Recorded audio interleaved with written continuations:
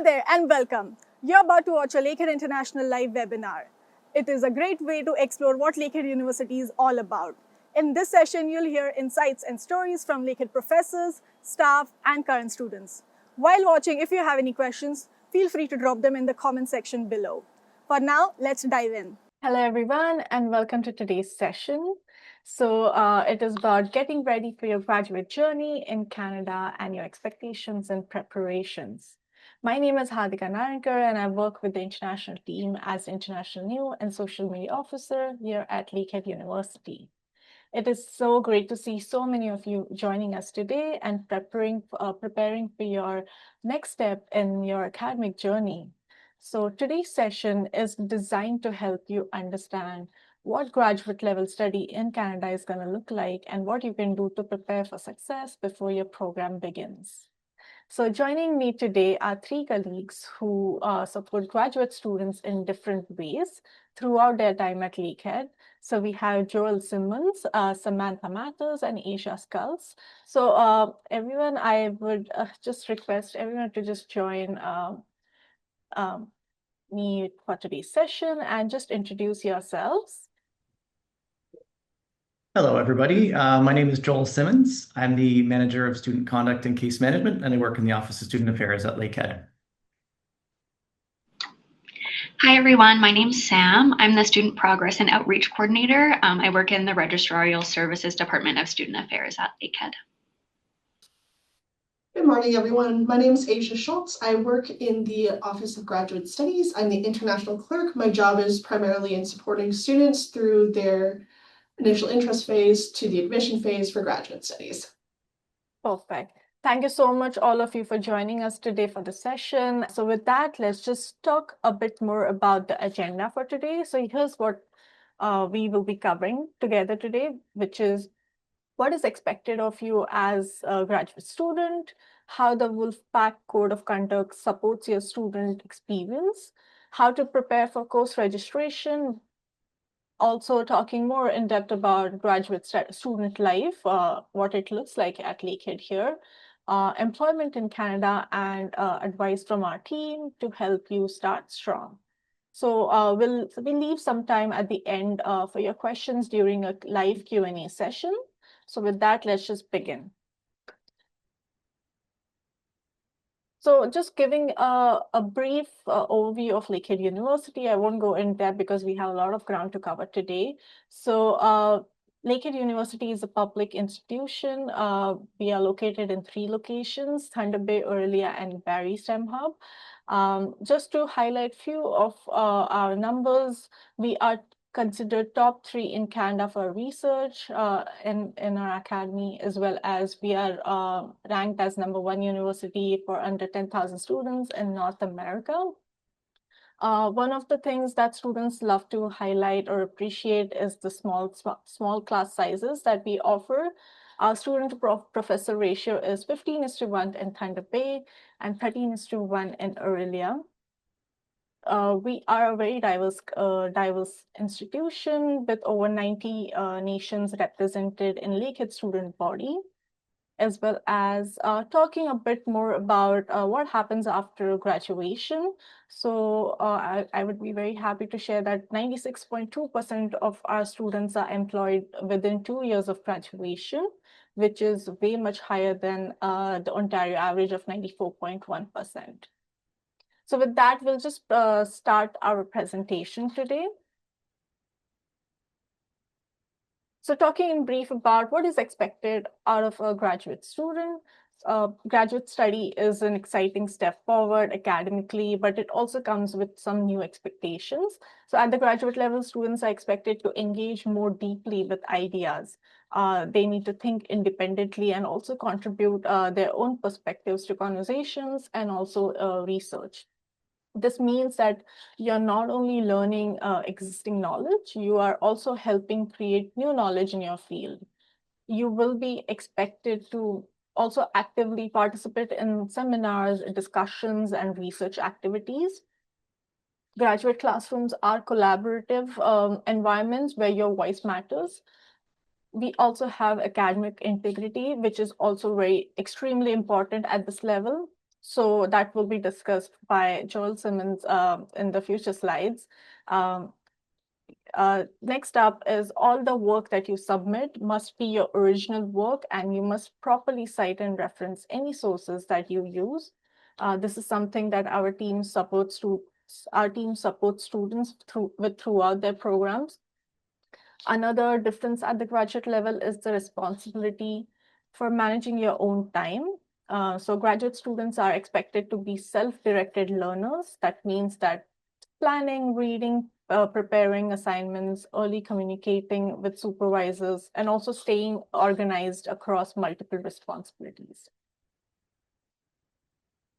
Moving on, talking a bit more about the graduate classroom experience, which may look very different from what many students expect based on their undergraduate study. So most graduate classes are smaller and more discussion-based. So instead of large lectures, many classes follow a seminar-style format where students explore ideas together, analyze readings, and also share perspectives from their academic backgrounds and experiences. So because of this format, preparation before class becomes especially important. You'll also usually be expected to complete readings in advance and arrive ready to participate in conversations. Assessment methods are also different from undergraduate programs. So instead of multiple choice exams, graduate students often complete research papers, presentations, case studies, any kind of independent projects. And these assignments are designed to help you develop expertise in your subject area and also strengthen your research skills. One of the most valuable parts of graduate study is the opportunity to build strong academic relationships. So you'll work closely with faculty members, supervisors, and also classmates who share your research interests. All right, with that, I would now pass it over to Joel to talk a bit more about the code of Wolfpack. Yeah, thank you. So I just want to start out by saying like my role at the university here is a pretty diverse one, but one of the main functions that I perform is that I oversee our student code of conduct policy, and I help to ensure that both faculty and students, whenever I support them whenever there is an academic integrity issue or there are behavioral concerns involving students. To give you a little bit of a background on myself, because I think it's sort of helpful for this type of webinar, is that I've been in this position for about 8 years, and I just wanted to start out by saying that Lakehead, for me, it has been a wonderful place to work and study most of my adult life. I've been connected to Lakehead in one way or another. I moved from Toronto to Thunder Bay when I was 19 years old to do my undergraduate here. During that time, I was given just like amazing opportunities to get involved with research projects. I got to travel all over Canada. I saw parts of the country that I'd never experienced before. And then after my degree, I actually got hired on. I started managing one of the research labs here. A few years later, I went back to school and got my master's at Lakehead as well, which was, again, a phenomenal experience. My research project was funded by like industry partners. I had external supervisors from the government. I had the opportunity to publish, and it was unbelievable, the various opportunities I was given here. And I cannot say enough good things about Lakehead. And in fact, I loved it so much that I decided to settle here in Thunder Bay. I did kind of go off and do something else for a little while, but came back into this position in a very different role within student affairs. And the reason I'm sharing this is because Lakehead really is more than just an institution. It is truly community. And that is part of what my job actually is now, is to help students understand what it means to be a part of the community. And you'll see on the screen here that we have Code of the Wolfpack, and I just want to talk to you a little bit about what that is. We refer to our student code of conduct policy as the Code of the Wolfpack, and I just want to talk about why that is for a quick moment, and what it would mean if you could choose to come to Lakehead. We call our student code of conduct Code of the Wolfpack because our varsity team here, so our athletic team here, are the Thunder Wolves, and our mascot is Wolfie. And so one of the things, students notice when they arrive here is that we use a lot of like the wolf and Wolfpack themes to sort of embrace our community. But it really does work for our student code of conduct, especially because the Wolfpack motif in itself really does describe what it actually means to be a part of the community. We often say that there are no lone wolves here at Lakehead, meaning that students aren't here studying on their own, isolated from everyone else, but rather they're part of just like this wonderful academic community. And as members of the community, being a part of that wolf pack, there's a lot of benefits that come along with being a part of the pack. Ultimately, we believe that there is like that strength in numbers. We're stronger together as a unit. Our students are stronger because they have each other. They're connected to their peers. They're connected to like wonderful instructors and supervisors that we have here, and grad coordinators and administrators like me and Sam and others at the university. And those connections, those relationships are what make you stronger and help set you up for success. And we do that really well here. And then likewise, the Wolf Pack, our community is stronger because each of the individuals like you would be contributing back to the community. So there's this very reciprocal benefit that we experience here.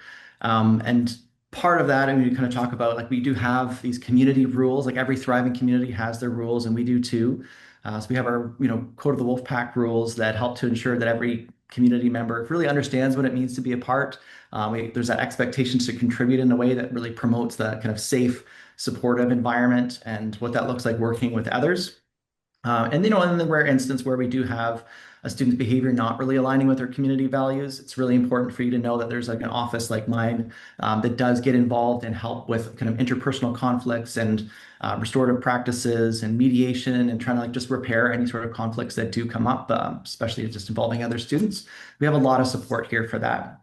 I mean, these situations don't happen very often. The situations that do come up more often are really related to like the academic integrity code. And I just want to talk about that as well, kind of spend more time talking about that, because this is maybe where there's a significant difference in expectations within like a Western university institution. And there might be some differences there. So if you're unfamiliar with the term academic integrity or are newer to the concept, this essentially is just a rule or a list of collection of rules and shared practices within an academic community. And the reason why we have these shared practices and rules is to ensure that the work that is produced by the academy or the institution here, we want to make sure that the work produced is reliable, that it's trustworthy, and that it's particular quality. And then these academic guidelines are also designed really just to protect our institutional reputation, which is very important, and to ensure that the credentials of a Lakehead degree continue to be respected and valued. They ensure that academic integrity rules ensure that every Lakehead graduate gets the most out of their degree by ensuring that the students actually are meeting those learning objectives for their programs when they graduate. It really means something. And there's an expectation that's just universal right across the board. It's important to know, I guess we'll go on to the next slide here too, is that the academic integrity rules can and do differ between cultures and between institutions, right? So when you're thinking about how to set you up for success and transitioning into graduate studies here at Lakehead, it's just really critical for our incoming students to know and understand the rules, the specific rules here at Lakehead. It's especially important for our grad students to know these rules as well, because within our policy, our academic integrity code states that graduate students are held to a higher standard just because of, you're not a first-year undergraduate student coming, right from high school or something. You've been in the institute or you've been in academia for a while, and there's greater expectation on you. So then sometimes if there are issues, the penalties can be more severe. I just want to talk about some of the common pitfalls, especially for our international graduate students. Usually the issues stem from a gap in academic writing skills, which makes sense because writing in another language, I don't know what that's like because I speak English, went to an English institution, but writing in another language obviously is difficult. It's more challenging. So grad students whose first language isn't English can sometimes struggle with things like paraphrasing, summarizing, like those types of skills that are necessary for a high level of academic writing. Taking difficult concepts and ideas and findings from research and putting those into your own words can be challenging. And then similarly, keeping track of like sources, citing them properly. And if you've never had an opportunity to do that yet, there's a very steep learning curve on that. And if it's done poorly or if it's done incorrectly, it can all ultimately end up in allegations of plagiarism coming forward. And plagiarism is a breach of our academic integrity code.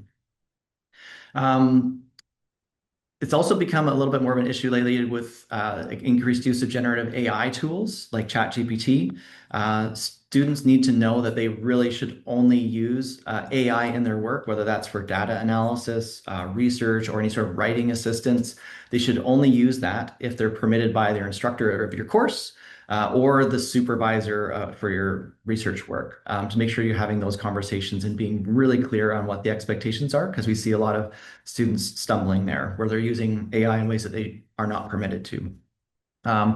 And then a special caution will be given to AI with translation tools or spelling and grammar tools. So like Grammarly is a big one. We see lots of issues with students, writing something and then submitting it to Grammarly, and then it rewrites the work to the point where it's not your own written work anymore. And that is, again, one of the expectations is that you submit your own work. So it's a common pitfall, just something to be aware of there. Now, we don't just expect you, I'll go to the next slide. We don't just expect you to, arrive here as a student and know everything about academic integrity and our code of the Wolfpack upon arrival. In order to get students up to speed, we offer just a whole array of resources and supports to help prepare students for academic, kind of meeting our academic standards of their graduate program. And we really, I can't highlight this enough. We really want to do everything in our power to ensure the success of all our students and just to give you the best chance possible for success. So one of the main resources that we actually have for our academic integrity policy specifically is our Academic Integrity Matters, or AIM course. This is our free online course on our student learning platform on D2L. It's primarily video-based. It takes about an hour or two to complete. Upon completion of that course, students get an AIM certificate of completion that they can show their instructors. And then we offer annual refresher modules each year as well, just to cover some of the newer kind of emerging issues and common pitfalls and challenges that students are facing, just to make sure that we're keeping up on all of that. So that's would be the kind of the main thing that we'd recommend students. You could start with that as soon as you get your Lakehead email address for applying. You can go in onto D2L and actually take that course before you even arrive, which would be a huge win. So you don't have to do that once you get here. We also have lots of knowledgeable staff and experts to assist you.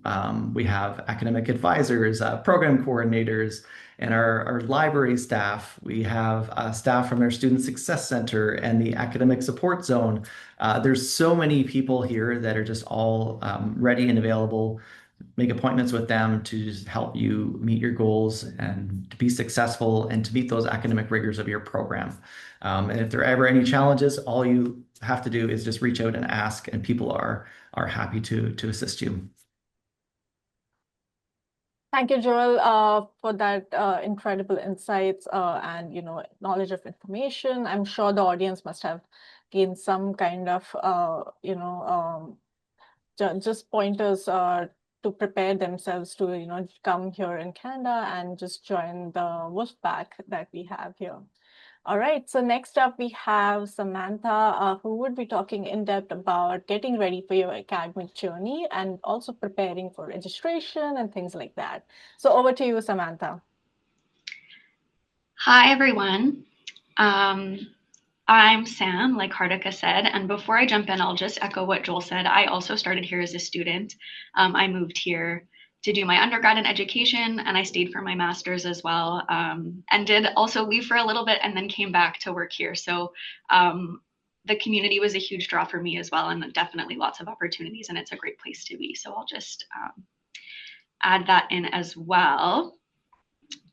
So here, just on the first slide, just a couple notes. You want to make sure that you're reviewing, like Joel said, the student code of conduct, also the regulations of the university and your specific faculty, which can be found in the academic calendar. You also want to review your program requirements. I'm going to talk a little bit about that in more depth. There's lots of other resources and tools that you can explore as well. And you also want to make sure you're connecting with your graduate coordinator and supervisor early.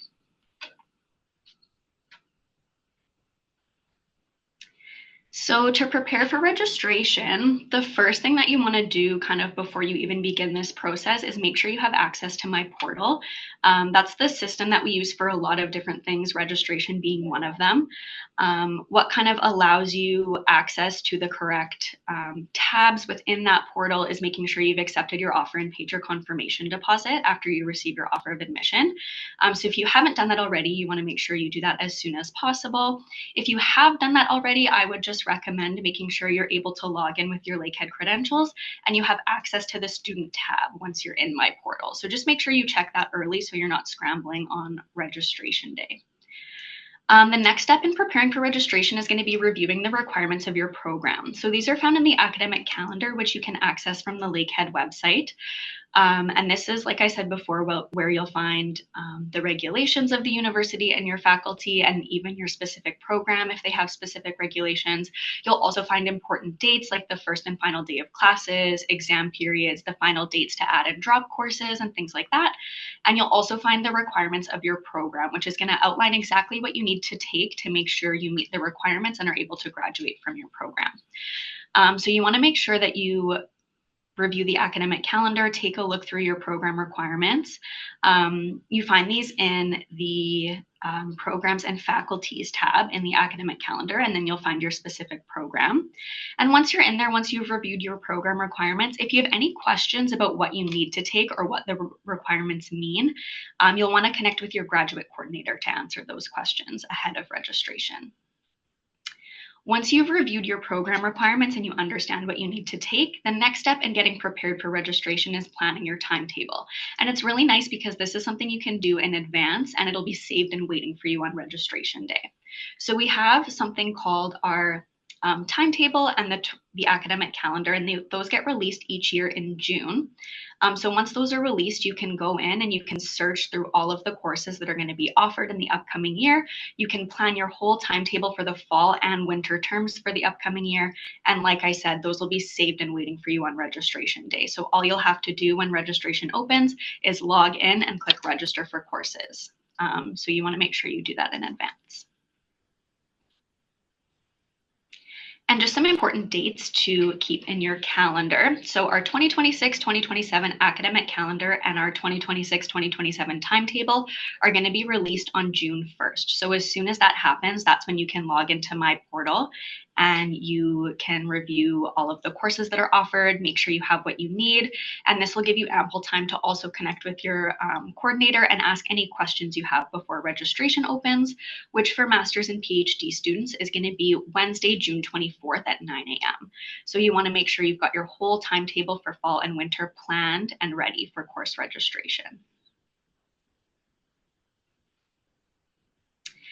And if you need any help with the registration process, I would highly recommend joining a Registration 101 webinar. I'll be running these starting the week that registration opens and all throughout the summer. And in these webinars, I walk you through the process step by step, starting from finding your program requirements all the way through to registering for courses. And we do have specific webinars for international graduate students. So I would highly recommend joining one of those. I can also put the link to the sign up page in the chat really quickly. If you need additional support with registration as well, we also have a newly updated registration webpage, which I'll put in the chat as well, which also kind of walks you through the process step by step, and that can be a helpful tool as well. And we also have Student Central, which is a great resource. You can connect with an advisor there in person, over the phone, or through an online inquiry form. So there's lots of supports to help you with the registration process. And like I said before, if you have questions about what you need to take, that's what you're going to want to connect with your graduate coordinator or supervisor about. And we'll just jump to the next slide. The last thing I'm going to talk about is just some important terminology that you're going to encounter as you kind of go through the program requirements and the registration process. So you might encounter some terms that are unfamiliar, and it's important to understand what those mean so you are set up for success and know exactly what you need to be taking. So some of the terms you might encounter are FCE. This stands for full course equivalent, and you can think of this like a credit. So at Lakehead, we have half credit courses that are worth 0.5 FCE and full credit courses that are worth 1 FCE. Our half credit courses are typically 1 term long, full credit courses are typically the full academic year. You also might encounter terms like prerequisite. This is a course that needs to be taken and successfully completed before moving on to another course, which is usually more advanced. You may also see the term co-requisite, which is a course that needs to be completed either before or at the same time as another course. So that's going to be complementary to your learning. You'll often see these with science courses with like a lab or tutorial that goes along with the course. When you're registering for courses, if you're taking online courses at all, Lakehead offers 2 different types of online courses, and it's important to know the differences between the two. So if you see the delivery method listed as Zoom, this means it's an online course with a scheduled weekly meeting time. So it's similar to an in-person course where you have lectures and discussion happening in real time. You're just on Zoom. But if you see web-based listed as the delivery method, this is an online course that we call asynchronous. So this means there's actually no scheduled meeting time. You access all of the course materials on your own, and you have to kind of keep up with the readings and the work on your own time, making sure you're adhering to the deadline set out by the instructor, but you don't actually meet as a class. So it's just important to note the differences between those and kind of understand what you need to do to prepare and be successful in those classes. And then finally, we're just going to go over how to decipher course and section codes. When you go to register for courses, you might see a bunch of random letters and numbers, but these actually tell you a lot of information about how, when, and where the course is offered. So the first thing you'll see in a course code is the subject. So if you just look at this first example, you'll see that the first course here is an education course. EDUC stands for education. Then you'll see a bunch of numbers. The first number is the one you want to pay close attention to. So all master's courses are going to start with a 5. All PhD courses are going to start with a 6.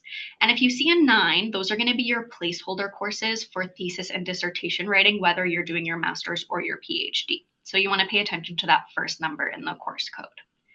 The section code are the letters at the end of the course code, and these tell you a lot of information as well. So for in-person courses, the first letter is going to tell you the term. So if you see an F as the first letter, that's a fall course, W is winter, Y is going to stand for year-long, S is going to stand for spring, A is going to stand for summer, and then if you see a G, that's specific to graduate students, that's going to be the combined spring and summer graduate term. For in-person courses, the second letter refers to the section. So this is really only important if there are multiple sections of the same course being offered in one term. So looking at the first example here, if you were to see Education 6511 WAO and Education 6511 WBO, that would just mean there were 2 sections of that same course being offered in the same term. So in that case, you would just choose the one that works with your schedule or the one that has seats available. And then for in-person courses, the last letter is really important. This tells you the location of the course. So if you see an O as the last letter, that means it's offered on the Aurelia campus. If you see a B, that means it's offered in Barrie. And if you don't see a third letter, that means it's in Thunder Bay. Online courses are similar, but they have a little bit of different meaning. So again, the same thing for the first letter. It's going to tell you the term for online courses. The second letter is always going to be a D, which stands for distance for online courses. And then the third letter is what's going to refer to the section. So looking at the second example here, you might see biology 5171 WDE and biology 5171 WDF. That just means there's 2 sections of that same course offered in the same term, and you would just choose the one that either has seats available or works best with your schedule. So I'll maybe just go through the examples really quickly. The first one you see here, we know that this is an education course because the subject is EDUC. It starts with the number 6, which tells us it's a PhD level course. We see a W as the first letter, meaning it's in the winter, and we see an O as the third letter, which means it's an Aurelia course. So this is a PhD level education course offered in the winter on the Aurelia campus. The second example here is going to be a biology course. We see a 5, which tells us it's a master's level course. Again, it's in the winter term because we see the W there. The D tells us it's an online course, and then it just ends with the section there. And our last example, again, is a biology course. Again, begins with a 5, so that's a master's level course.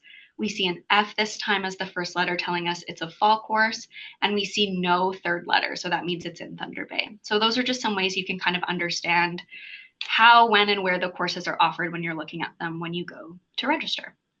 A couple just final thoughts. Just to reiterate, the calendar and timetable are going to be available for you on June 1st, and registration opens June 24th. And highly recommend joining our registration ready webinar if you need some additional help with the registration process. Thank you so much, Sam, for that information. And I'm sure the audience who are as of now offer holders or in that stage in the cycle where they're interested to know more about how to register for course, it might have helped them. So with that, I would now like to call upon Asia to talk more in depth about a graduate student life at Lakehead. So Asia, over to you. Thank you so much. So similar to Joel and Sam, I too was this student at Lakehead to employee pipeline person. The only difference is I was born and raised in Thunder Bay and I never left. So I've just been here for a very long time. So I am here to cover what graduate student life will look like for students attending Lakehead University at the graduate level. So there's a couple different things that graduate students will have access to when they attend Lakehead University. So we have the Graduate Student Association, or the GSA. I'm also going to cover some information on supervisor relationships, which are really important for students that do have supervisors, which usually are students that are enrolled in the thesis or project route for their program, if that is an applicable option for the program that they have enrolled in. I'll also cover some more information on graduate coordinators, which are very important points of contact, as Sam said, for students at the graduate level, as they are essentially your academic advisor who will oversee you through your whole program and advise you on information pertaining to course registration, course requirements, whether you're on track to graduate on time, and just any other support information for students that might have additional questions about what is available to them. I'll also cover some graduate spaces on campus. I'll give you some more information about our graduate newsletter, and then I'll dive a little bit into Research and Innovation Week. So I'm actually just going to touch on that right now. So our R&I Week usually runs in February every year, and it's a great opportunity for graduate students to show off their research. So graduate students are invited to participate in the 3MT, the Grad Flicks, and the Graduate Student Poster Conference. So the 3MT, or our 3-minute thesis, is a national competition for thesis-based graduate students to present their scholarly and creative activity and its wider impact in 3 minutes or less. And then our Grad Flicks is a competition that has graduate students presenting a 1-minute creative video showcasing their research. And then the graduate poster presentation invites graduate students to present their research via posters in competition with their program colleagues. So this is a great opportunity for graduate students to be able to really get to know other students, their research, get practice with presenting their research to a larger body, getting feedback, and it provides an opportunity for them to receive, to enter competitions, to receive different opportunities, whether it be like awards or moving on to larger competitions. So it's a great resource for students to take to have that kind of experience. Sorry, next slide. So our Graduate Student Association is a student-run association specifically meant to help graduate students. So it's meant to bolster them, give them more information on events, opportunities, and this is available to students at both the Thunder Bay and Aurelia campus. And I believe there'll be some kind of situation at Barrie as well. Either way, it's run by students for graduate students. So if you are a GA as well, so usually if you receive a graduate assistantship or a GA, you're a member of the union, which is the CUPE union. So there's a particular bursary that might be of interest to people in the union. It is the professional development bursary. So each year, a minimum of 15 people, personal development bursaries, each valued up to $500, are awarded to assist members of the local 3905 in presenting and speaking at conferences and events outside of Thunder Bay. So there's a link at the bottom of the slide that will provide you with more information on how to apply for those bursaries and the different qualifications and the different times of year in which people can submit those applications. So sorry, next slide. So building a relationship with your supervisor. So this is really important for students that do have a supervisor as part of their program, which again is usually students that are in the thesis or project route of their program, if that is an option. So we generally recommend getting in contact with your supervisor as early as possible. Usually during the application process, students are expected to already be in initial contact with their supervisor to establish that they will have someone who is willing to oversee them during their thesis or project program. Not all programs require this. Some programs will allow students to apply without having identified a supervisor, and they have the potential to be matched to one during the application process. It's not always guaranteed, unfortunately, which is why we encourage students to make this contact as early as possible, but it is an option available. So we recommend that part of building this relationship is determining your own expectations and understanding what your supervisor's expectations are as well. It's a good idea to kind of figure out where you both stand so you have a clear understanding of where you will progress as a student in this relationship throughout your time as a graduate student. So we recommend that you have meaningful conversations with your supervisor to kind of build this initial relationship and then continue to foster a good relationship with them. So some examples of how you might want to go about that is asking them things like how often you should schedule regular check-ins with them.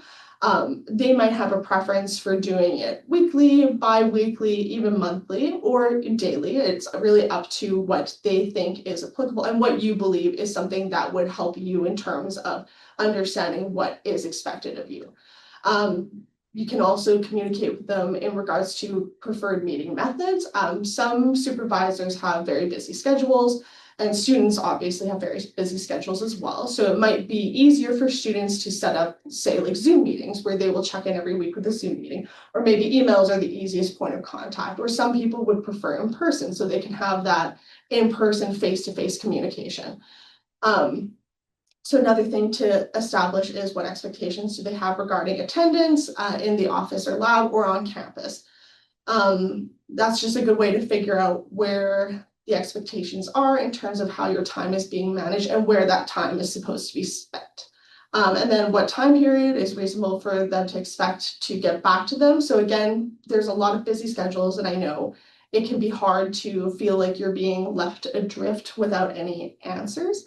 But knowing that it would be normal to say like they'll respond every week or whatever, it gives you a better idea of how to anticipate a timely check-in. So if you send an email and it takes them a couple of days to get back to you, but you know that that is something that is normal for them, then it will give you some peace of mind to understand that, hey, your email hasn't been lost. Or it might be a good jumping point to be like, okay, it's been a while. I know this is usually when they respond to me, so maybe I should follow up with them.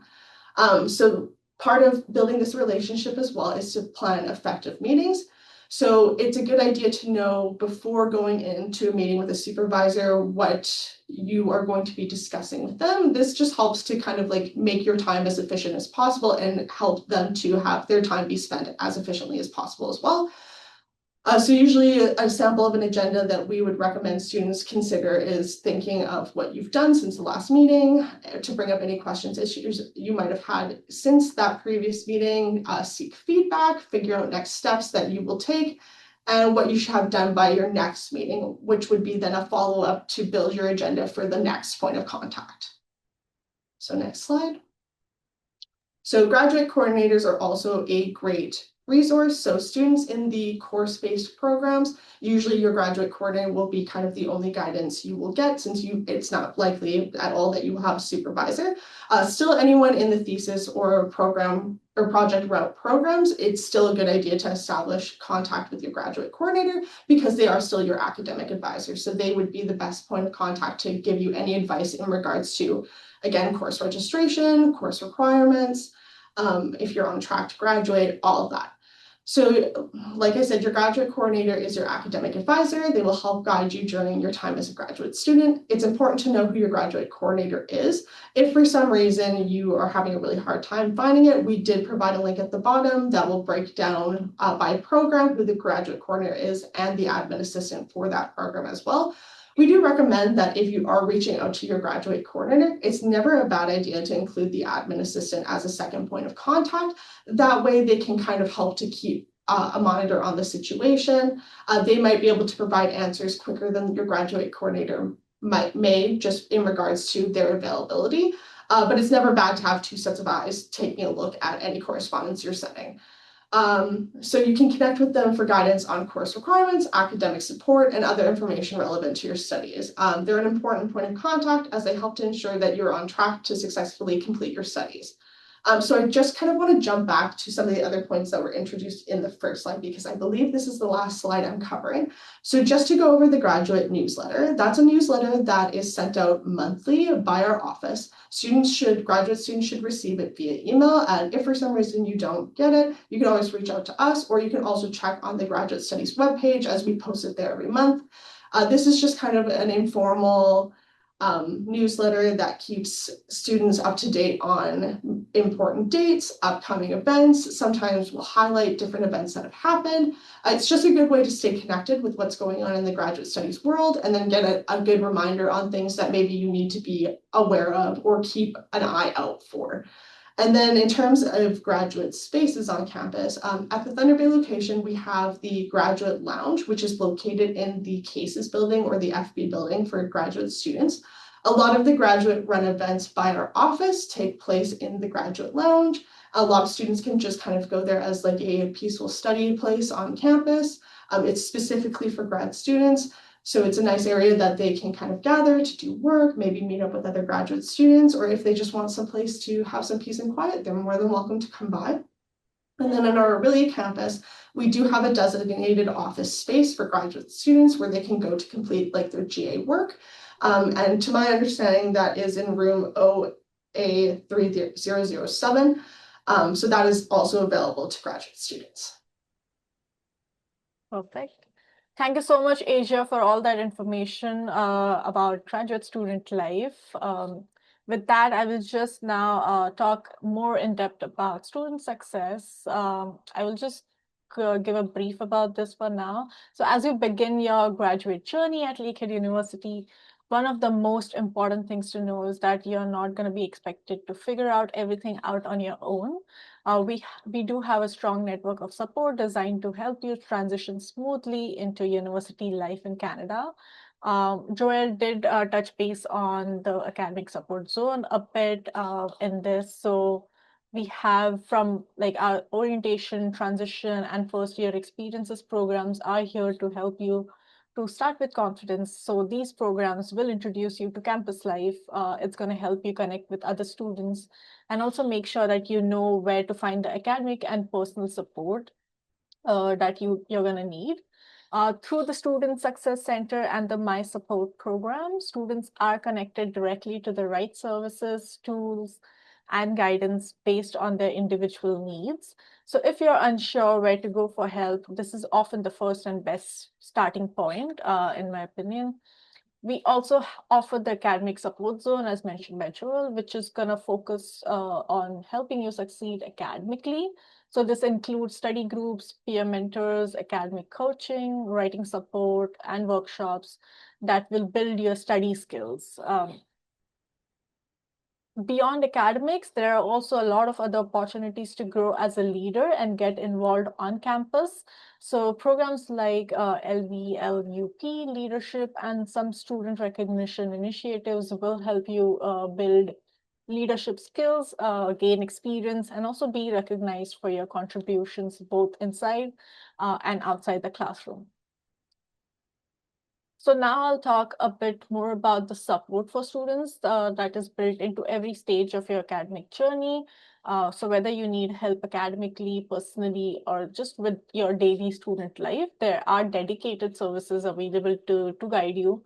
So let me break this into three key areas. So academic supports.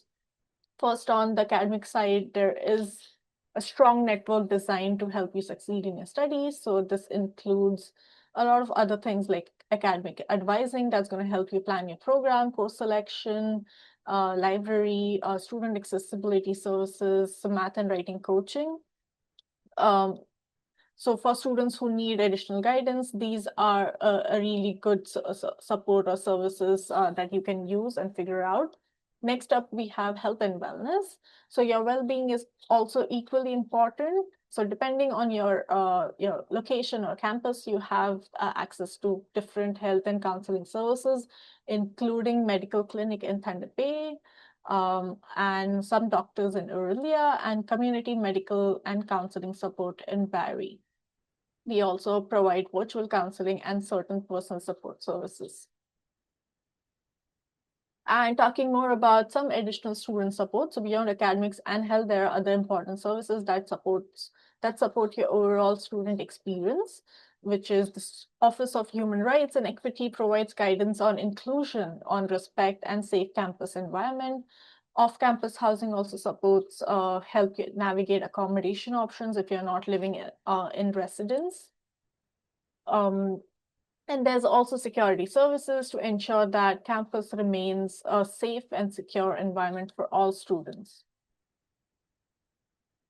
So with that, now I will talk a bit about employment in Canada, which is something that is a lot of students' minds. So one of the big advantages of studying in Canada is that you can work while you study.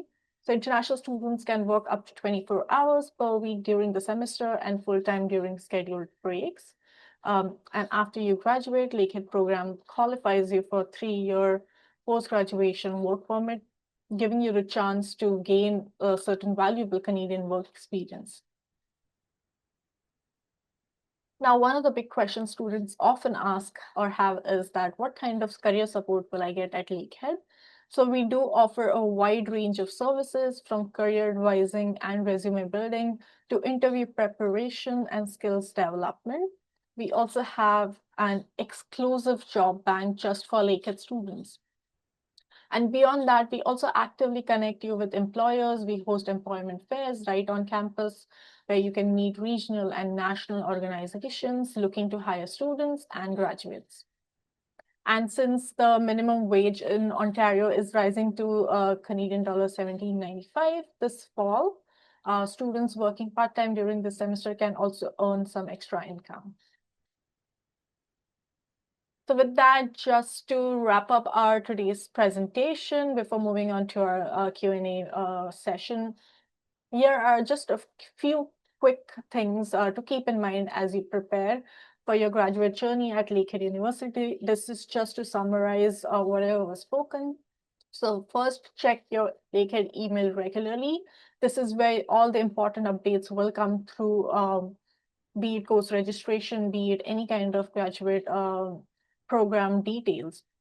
Second, review your course registration and next steps early so you're not rushed when deadlines approach. Third, understand the student code of conduct so you are clear on academic and behavioral expectations.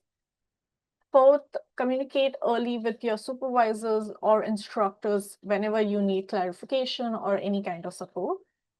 Fifth, use the academic, wellness, and campus supports available to you. They are there to help you succeed, so use it.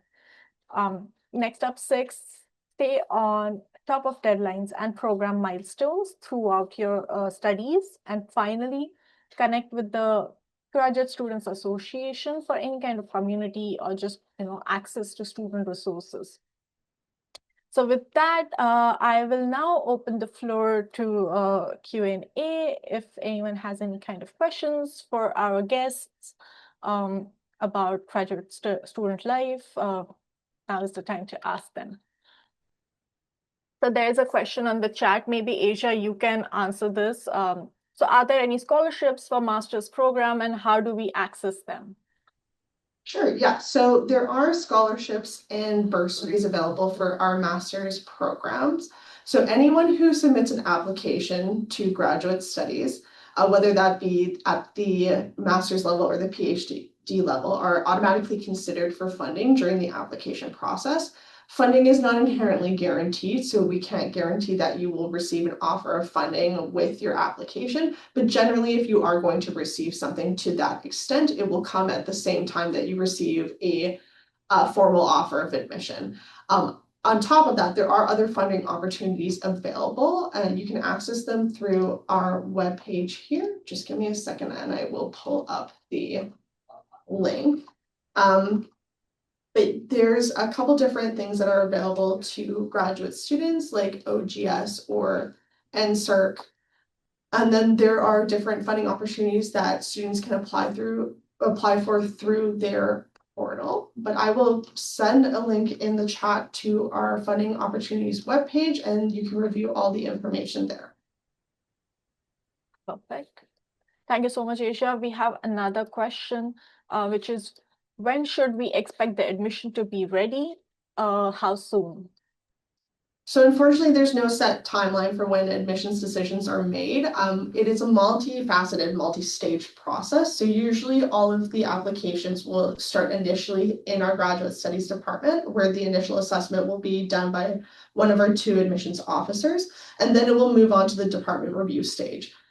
So once it gets to the department review stage, it goes to the admitting committees for the department that you have applied for. And we unfortunately don't have any say in the timelines in which they make those decisions. But once they have made a decision, it will then move back into the graduate studies department, where our admissions officers will handle the rest of that process. We just encourage students to continue monitoring their application portals, as they'll be able to see updates on their application status right in that portal. There's another question. I have not received an LOA yet. My admission status says it's decision pending. What do you advise I do? So once it gets to the decision pending stage, that usually means that it's been brought back into our office, and then a offer of admission will be shortly coming. Unfortunately, we have been receiving a very high volume of applications, and that means that we get a high level of turnover into the admissions. So we are trying to process these offers of admissions as quickly as we can, but unfortunately, because of the volume, there is a slight delay. So once it gets to that stage, it generally means that you will be receiving something. So we just encourage you to continue to be patient as we try our best to get those out as soon as possible. I can see some questions in the webinar chat. Although you did, Asia, answer part of it, which is about the scholarship, but there's another question. For electrical computer engineering, is there any scholarship for it? And will there be a need to do GMAT to get the scholarship? No, so electrical and computer engineering does not have a GMAT requirement. To my understanding, the only programs that have that requirement at this time, I believe, are just our business programs. So I know at one point, one of our psychology programs did also have a GMAT, but to my understanding, that is not a requirement for this year, and it may not be a requirement going forward. So right now, all we have for that requirement, to my knowledge, is just business. Thank you so much, Asia, for answering all the questions. I would just urge, if anyone has any questions, to put it in the Q&A box. That helps us just manage everything and answer you better instead of in the chat. I can see a question, Asia. So when applying as an international student, do I need to provide proof of funds? If so, how much is required when applying for a master's degree in computer science?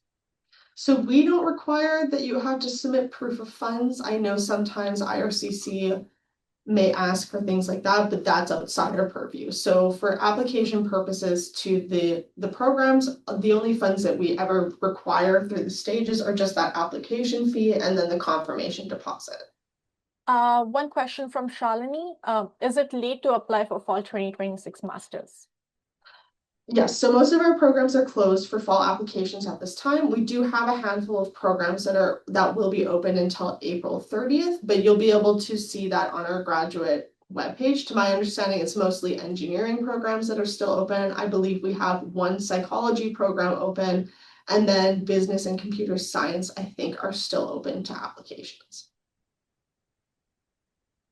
All right. So I can see that there's another question about how long does department review take. So like I said earlier, there is no set timeline, unfortunately. They try to get through their applications as quickly as possible, but it just depends on the volume of applications they are receiving and how many people they have available and the timeframes that they have available to make these assessments.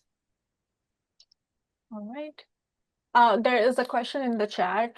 When to apply for TA or RA? So students don't, if this is for like the graduate assistantship or like the teaching positions, students don't apply for that. So that is something that has the potential to be awarded to students during the application process as part of that funding assessment.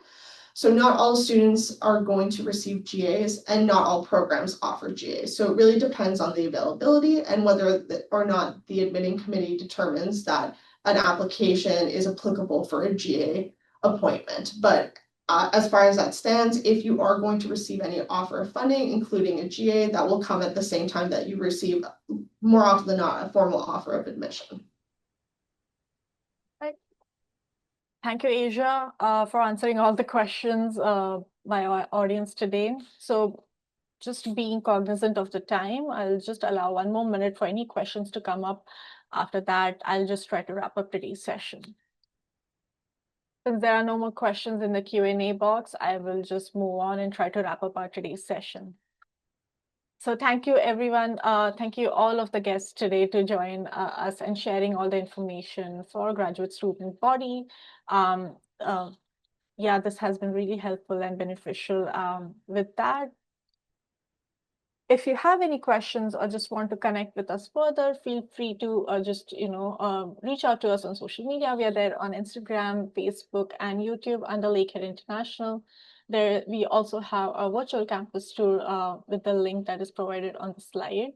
And if you want to enjoy more such or explore more such upcoming events, you can just scan the QR code, which is present in the presentation slide, and you will be able to see much more such engaging webinars and just gain any kind of experience that you can from it. So thank you for all the guests for joining me today and sharing your expertise. Thanks for watching. If you have any questions, feel free to drop them in the comment section below.